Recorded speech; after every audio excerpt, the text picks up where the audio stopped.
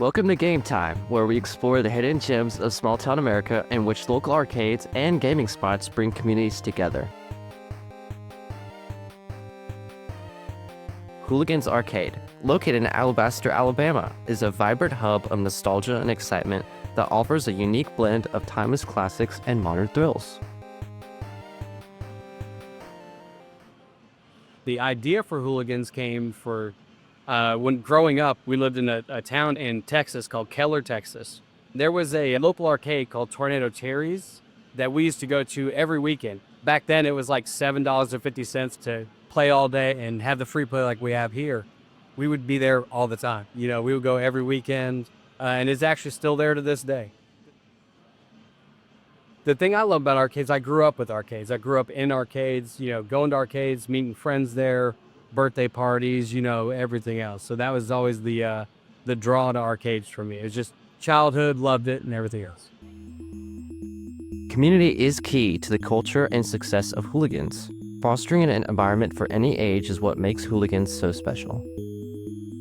I love to tell everybody that, we servers from 5 to 95 because the good part is all the people my age all grew up with these arcades. They grew up going to the same arcades I went to and everything else. And now they have kids. So they want to show their kids like where it all began, where it all started. And I think honestly, parents are getting tired of like the kids just sitting in front of a TV and all that. I understand these are monitors and everything else, but it's social. You're out with other people in the community. You're out with other kids in the community, and the kids get to interact and they know each other better and everything else. So we have plenty of people who come in, because we have games you can't find anywhere else. I mean, I just picked up a Tubin the other day, and those are just, they're on the rare side, and you can't play that just anywhere. But some of the communities that have been built around here is mainly our rhythm game community. I mean, we started out with one, busted DDR machine, and me and my buddy John, he helped me rebuild it, and we replaced the monitor, did a great job on it, and that really started off. The community was already here, but that started them more coming here. And then the very first, the next rhythm game we bought was U-Beat, and once we had that, more and more people, and the community as it's grown, so is our rhythm game collection because they show up, they have meetups here. They're in here almost every day. It's really the community and obviously the games. I think Hooligans has the best rhythm game arcade selection in the state. There's a couple others, but Hooligans is definitely at the top for me. The thought for Hooligans came when I got tired of the corporate world, everything else. I had worked for Publix for 12 years in management, everything else. And then I just wanted to do something on my own and try that out while I was still young enough to do it and had plenty of opportunity. The vision was clear. Ryan wanted to start a business he was passionate about, a place where both families and more serious hobbyists could come together and experience the magic of arcades. But as you can imagine, the road to opening the arcade wasn't easy. We opened Hooligans in October 24th of 2015. The first year of Hooligans was stressful to say the least. I've never been in business for myself. I've never done any of this. So it was a complete learning experience. So I had to learn how to, navigate the local governments and licensing and getting permits for build out and everything else. I've just never dealt with it. So that was stressful. So the first year was, hit or miss. We'd have really good days, then we'd have really bad days. And that's just how it went for a little while. For the first 6 years we were open, I still worked a day job. So I'm a butcher by trade. So I would start cutting meat at 6 o'clock in the morning, get off at 2:30 in the afternoon, and then we opened at 3. And by doing that, then all the money, we didn't have to pay ourselves. So for literally the first 6 years, we didn't even pay ourselves. So we just worked for free for 6 years, but on a dream of something that was much big. By doing that, all the money that came into Hooligans could be reinvested into Hooligans. So I could buy more machines, buy more games, and everything else.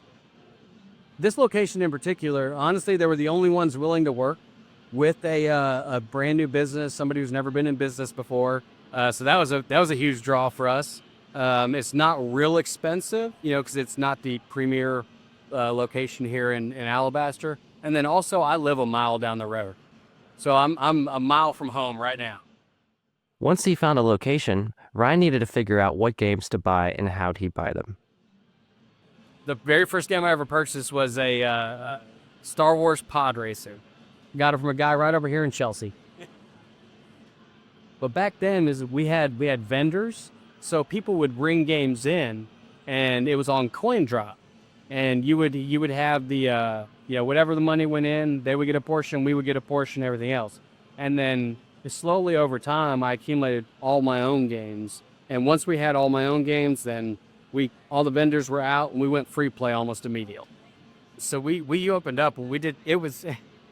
I tell people, I don't know how we made it sometimes, because it was not impressive when we opened up. We only had a few games on the floor, and luckily the community stuck with us.